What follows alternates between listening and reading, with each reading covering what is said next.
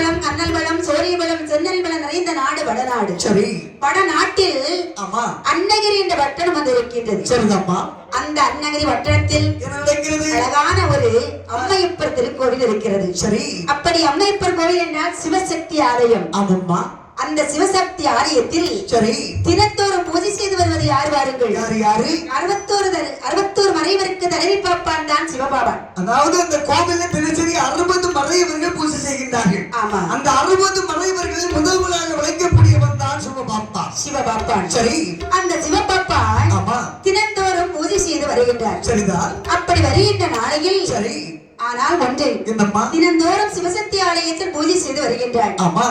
நொண்டியாக வாழ்ந்தாலும் நொண்டியாக வாழக்கூடாதுன்னு சொல்லுவாங்க. கண்டிப்பா ஒத்தவழி செத்தவழி உண்மைதானே? ஒண்ணு துணைக்கு துணை இருந்தாலும் குடும்பமும் நல்லா இருக்குமா? ஆகையால் நீ என்ன சொல்ல வர்றீங்க? அப்படி என்று அப்படி இருக்கின்ற நாளையில் அந்த சிவபாப்பானுக்கு சிவ ஆசி என்ற பெண்ணை மணமுடிக்கின்றார். சரிதாம்மா. மணமுடித்து அப்படி நல்லறமும் இல்லறமாக இல்லறமும் நல்லறமாக வாழ்ந்து வருகிறார்கள். அப்படி வாழ்ந்து வருகின்ற காலத்தில் எல்லா செல்வங்கள் இருக்கின்றது. ஆனால் ஒரே ஒரு செல்வம் மட்டும். அப்படி என்ன செல்வம் தான் இல்லம்மா? அதுதான் குழந்தை செல்வம். ஆமா குழந்தை செல்வம். குழந்தை செல்வம் இல்லாத காரணத்தினால் ஆமா சிவபாப்பான் மன்னவரை பார்த்து அந்த சிவ ஆசியானவள் சொல்லுகின்றார். என்ன சொல்லுகிறாள்? என்ன ஆசி மன்னவா, 12 திருமையே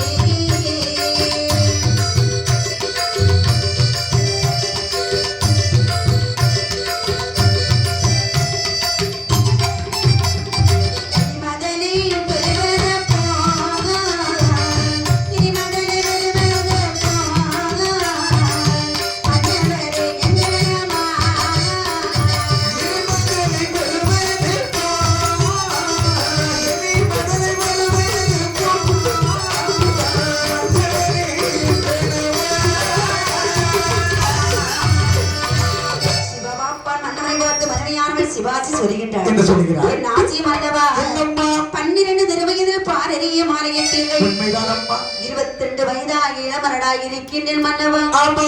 32 வயதாகிய முழுமரடாய் இருக்கின்றேன். உண்மைதான். என் முன்னேற்றி எல்லாம் நரைத்து போய்விட்டது. இது எந்த வயதில் ஒரு குழந்தை பெற்றெடுக்க போகிறேன் என்று தெரியவில்லை. இது சிவபாப்பான் சொல்லுகின்றார். ஆமா சிவபாப்பான் என்ன ஆசியை பார்த்து சொல்றா. என்ன அம்மா ஆசி, நீ ஒன்றுக்கு கவலைப்படக்கூடாது. சரிதான். முன்னத்தி நடச்சா என்ன நடக்காம இருந்தா என்ன? வயது குழந்தை தருவது தராததுல நிர்ணயிக்க முடியாது. 50 வயசானாலும் நமக்கு குழந்தையின் முன்னணி சொன்னா இறைவன் கொடுத்தால் கண்டிப்பாக நமக்கு கிடைக்கும். ஆகையால் நீ ஒன்றுக்கும் கவலைப்படாதம்மா. அதாவது ஒரு மனிதனுக்கு 16 செல்வம் உண்டு என்று சொல்வார்கள். சரி. 16 செல்வத்தில் முதல் செல்வம் குழந்தை செல்வம். அந்த குழந்தை செல்வம் இல்லை என்று சொன்னால் அந்த வீடு இருள் இணைந்து விடுமா. அதாவது எவ்வளவுதான் இருந்தாலும் பெரியவர்கள் 4 பேர் இருந்துட்டாலும் சரிதான். இந்த மாதிரி 2 சின்ன குழந்தைகள் வீட்டுல இருந்துட்டு சொன்னா சரி அந்த வீடு அலங்காரமாக மங்களகரமாக இருக்குன்னு சொல்வார்கள். ஆனால் ஒரு வீட்டுக்கு தான் விருந்தாளிகளை வந்துட்டேன்னு இல்லைங்களேன். சரி. உங்க வீட்டுல வந்தது முத என்ன கேட்பேன்? உங்களுக்கு எத்தனை ஏக்கர் சொத்து இருக்கு, எத்தனை ஏக்கர் நஞ்சை இருக்கு, எத்தனை ஏக்கர் புஞ்சை இருக்கு, எத்தனை பவுனுக்கு நகைகள்லாம் வச்சிருக்கீங்க, அதாவது பேங்க்ல எத்தனை கட்டு பணத்தை போட்டிருக்கீங்க, இப்படி கேட்போம். உங்க வீட்டு வாசப்படியில் வந்தது அக்கா கீதாக்கா, உங்களுக்கு எத்தனை பிள்ளைக்கா, அந்த எத்தனை பிள்ளை, அது 2 பிள்ளைன்னு சொன்னாலும் அந்த பிள்ளைகளுக்கு என்ன செய்யுது, படிக்குதா படிக்கலையா, திருமணம் முடிஞ்சு அவங்களுக்கு பிள்ளை இருக்கா, இப்படி நம்ம அந்த குடும்ப உறவுகளை நம்ம கேட்போம் அல்லவா. இதுலயும் இருக்கக்கூடிய சந்தோஷமே பெரிய சந்தோஷம். அப்படி இந்த அதாவது சொல்லுகின்றான் சிவபாப்பான் மனைவியிடத்துல எவ்வளவு ஆறுதல் சொல்லி அவன் மனம் கேட்காது. அப்படி இருக்க நேரத்தில் சிவபாப்பான் சொல்லுகின்றார். எப்படி? அம்மா சிவாஜி, நான் திறந்தரும் ஆரியருக்கிற பகவானுக்கு நான் உண்மையிலே பூஜை செய்து வருவது என்றால் ஆண்டவன் திருவருவால் நமக்கு எப்படியா குழந்தை பிறக்கும் நம்பிக்கை என்பது முதல்ல நமக்கு வேணும். ஒரு மனிதன் எவ்வளவுதான் செல்வங்கள் சொத்து சுகம் பண் பொருள் இது இருந்துட்டாலும் முதலாவது நம்பிக்கை வேண்டும். வேண்டும். இறைவன் அதாவது சுடலைமாட சுவாமி எடுத்து கொடுக்கும். நம்ம குலதெய்வமாக இருந்துட்டால் கூட ஒரு குறை என்று வந்து விட்டால் ஓடோடி சென்று ஆண்டவனிடத்தில் முறையிட்டால் நம்பிக்கையோடு வேண்டினால் இறைவன் இல்லை என்று சொல்ல போறதில்லை. அப்படி என்று ஆமா அப்படி நினைத்து சரி அந்த சிவபாப்பான் சிவாச்சியானவள் சரிதான் அவளை தோதி நினைக்கிறார்கள். அவம்மா எப்படி இருக்கிறார் பாருங்கள்.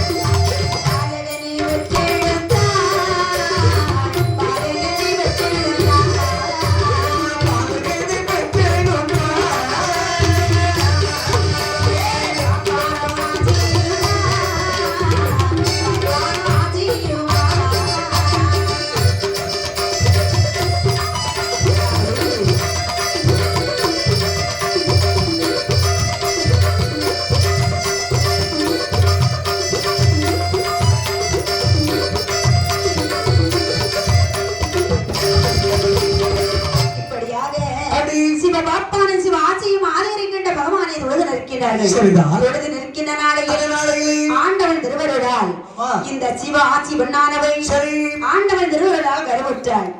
கருவற்று சரி 1 மாதத்திலிருந்து 10 மாதம் அடைந்து அழகான ஒரு ஆண் குழந்தையை பெற்றெடுக்கின்றார்.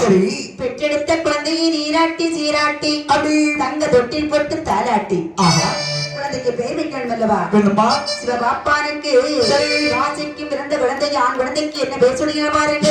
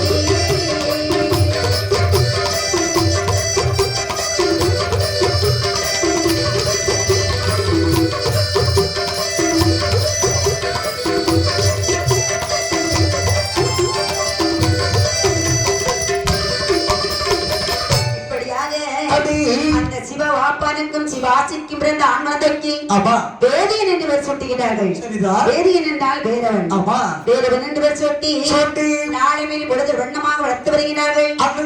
வளர்த்து வருகின்ற நாளையில் ஒன்றின் மேல் ஒன்றாக 5 வயது அடைகின்ற நேரத்தில் பாடசாலை சென்று படித்து வருகின்றார்.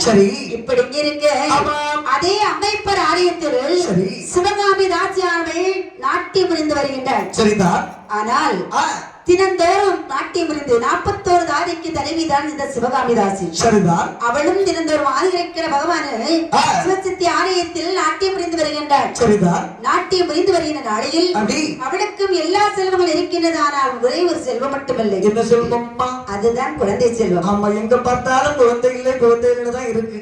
ஆண்டவனை இருக்கக்கூடிய இடத்துக்கு கொடுத்துக்கிட்டே இருக்க. பணம் இல்லாதவனுக்கு அம்படு போட்ட பிள்ளையா கொடுத்துக்கிட்டு இருக்கான். பணம் இல்லைன்னு சொல்லி பணத்தை கட்டி வச்சுட்டு காட்டிட்டு இருக்கான். பிள்ளைல நீ வாங்கிட்டு இருக்கான்.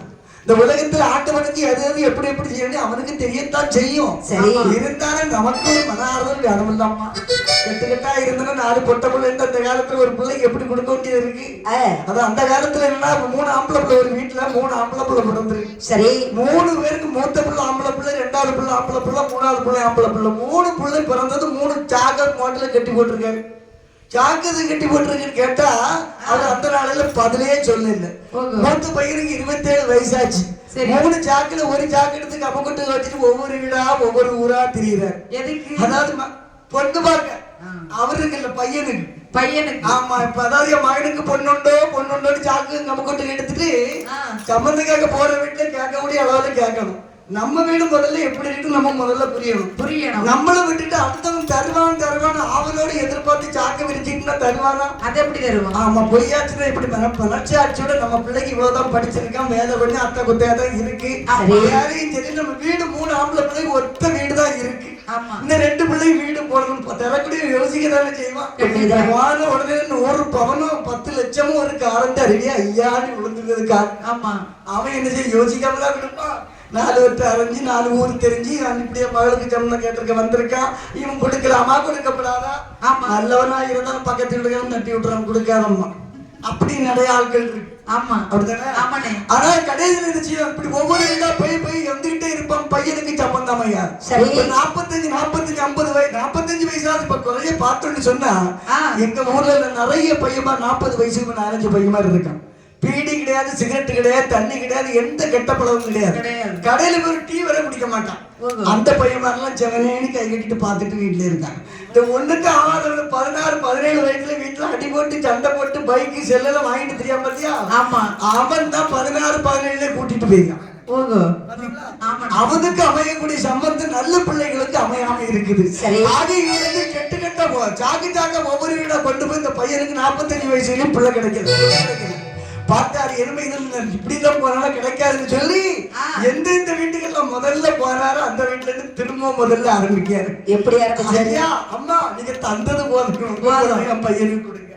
இத முதல்ல கேட்டிருக்கலாம். அப்ப எப்பவுமே முடிஞ்சு பையன் 4 பிள்ளையும் பெற்றிருப்பான்.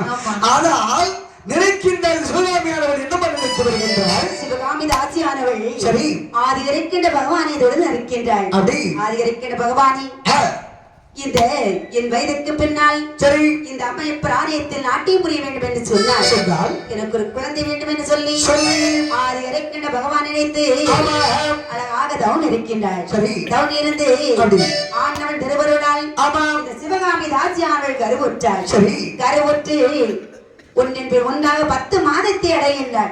10 மாதத்தை அடைந்து அழகான ஒரு ஆண் குழந்தையை பெற்றெடுக்கின்றார். தாசியானவள் என்ன செய்கிறாள்? தாசி குலம் பாத்தீங்களா? பெண் குழந்தை பிறந்திருந்தால் அந்த குழந்தையை வைத்து பல லட்சம் சம்பாதித்து விடுவாள். ஆனால் பிறந்திருக்கிறது ஆண் குழந்தை. இருந்தாலும் இருக்கட்டும் என்று சொல்லி அந்த குழந்தையை அழகாக நீராட்டி சீராட்டி தங்க தொட்டில் போட்டு தாளாட்டி அந்த குழந்தைக்கு பேர் எப்படி வைக்கிறார் பாருங்க. பேரும் திருகண்ட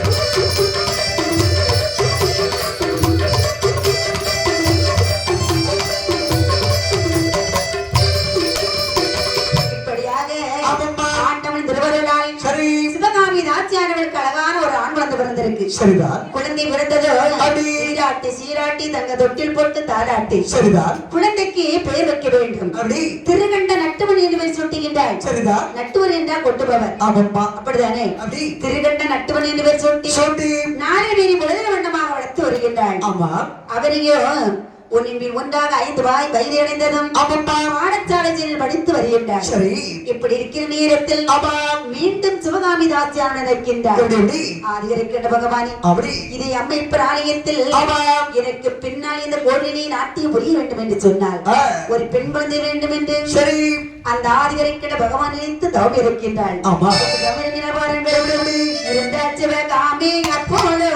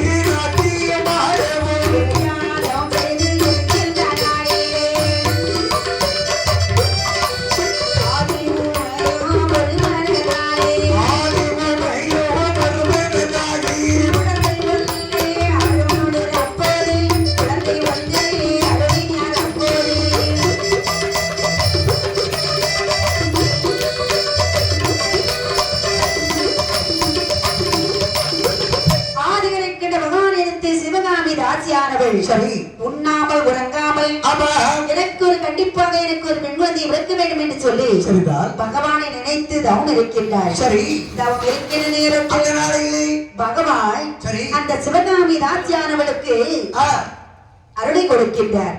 குழந்தைக்கு அருள் கொடுக்கின்ற நேரத்தில் அந்த சிவகாமி தாசியானவள் ஒன்றின் மேல் ஒன்றாக 10 மாதத்தை அடைகின்றாள். 10 மாதத்தை அடைந்து அழகான ஒரு பெண் குழந்தை பெற்றெடுத்தாள். பெற்றெடுத்த குழந்தையை பெற்ற நிலை பிள்ளைதான்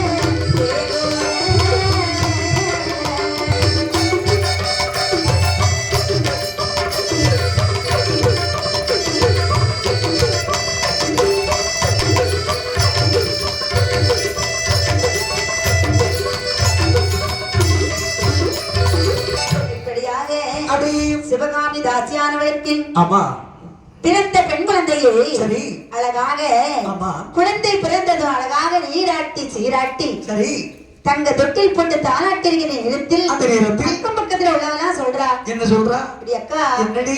சிவகாமி தாட்சியானவளுக்கு முதல்ல ஒரு ஆண் குழந்தை பிறந்துச்சு. ஆமா.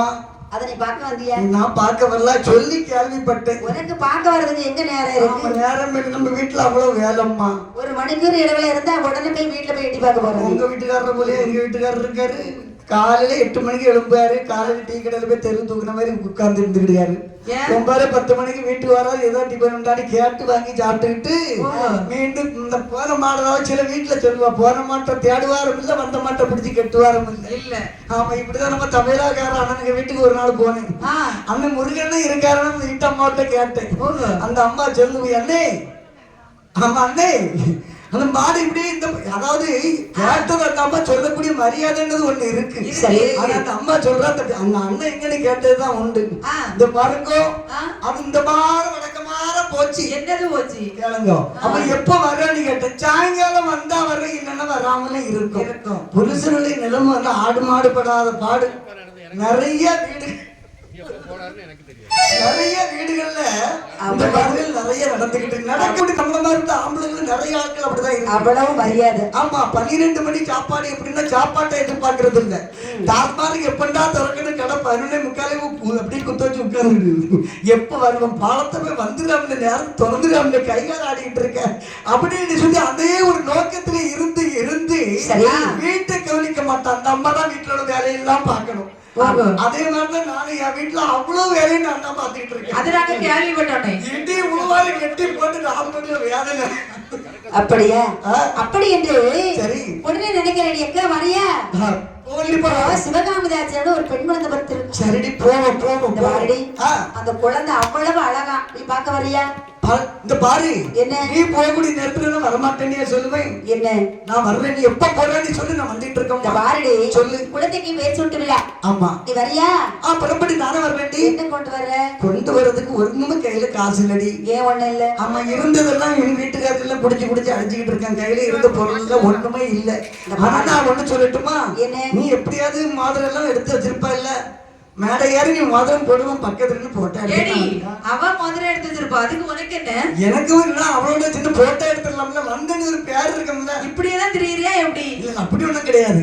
போனோம்ல வீடு கண்டிப்பா போனி. இப்ப 2 பேரும் பாட்டு இல்ல, அதனால அப்படி சொல்றியோ? ஆமாடி. சரி, புறப்படு. அப்படி என்று சரி பக்கத்துல உள்ளவெல்லாம் வந்து பார்க்கறடி. அக்கா என்னடி குழந்தை எவ்வளவு அழகா இருக்கு பாத்தியா? நல்லா இருக்குல்ல. சிவகாமி தாட்சி அவளை போல ஒரு குழந்தை பெற்றிருக்கா. ஆமாம்மா, நீயே பத்து வச்சிருக்கீங்க. ஆமா, என்ன செய்ய?